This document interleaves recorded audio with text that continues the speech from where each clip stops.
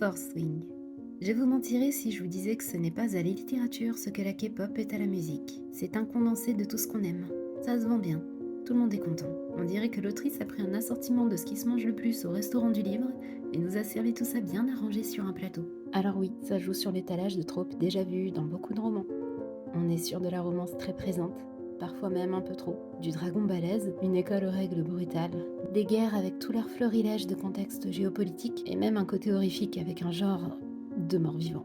D'habitude, j'ai un peu de mal avec les festivals de genre dans un bouquin, surtout quand on sent que c'est là pour un but marketing. N'oubliez pas que l'auteur n'y est pas toujours pour quelque chose et que derrière chaque best-seller, se tient souvent une maison d'édition qui doit vendre, au prix de la qualité du scénario. Je tiens à dire que j'ai lu la fabuleuse version française de Force Wing. Aussi, mon sentiment de médiocrité dans l'écriture peut également venir du travail, ou plutôt du non-travail, de la boîte de traduction derrière cela. Il serait vraiment temps de payer un peu mieux vos traducteurs. Je dis ça, je dis rien.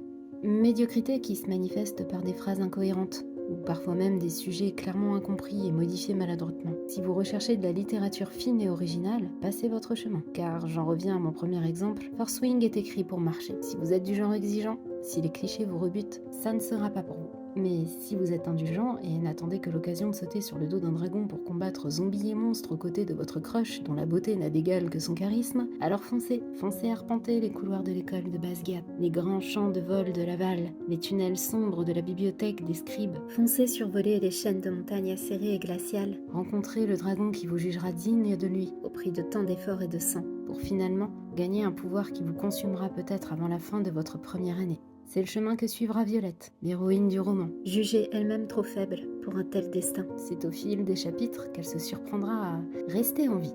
À chaque épreuve, son lot de souffrances et de sacrifices, de pertes et de blessures, mais aussi d'une confiance en elle plus solide et d'un désir insatiable de vivre, malgré la fragilité de son corps, plus apte à arpenter les rayons de livres que les airs sur le dos de Terne.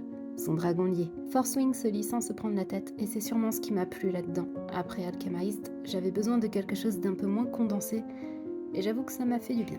Même si le ton n'est pas tellement plus léger, on est plus ici dans de la fantaisie pure, avec quelques scènes légères et à l'ambiance moins oppressante. Et en plus d'être une chouette aventure avec ses moments de joie et de drame, c'est une leçon de vie sur la force intérieure. Un rappel qu'on est capable, pour peu qu'on sorte de notre zone de confort, de révéler qui nous sommes au plus profond de nous. Alors, prêt à prendre votre envol ?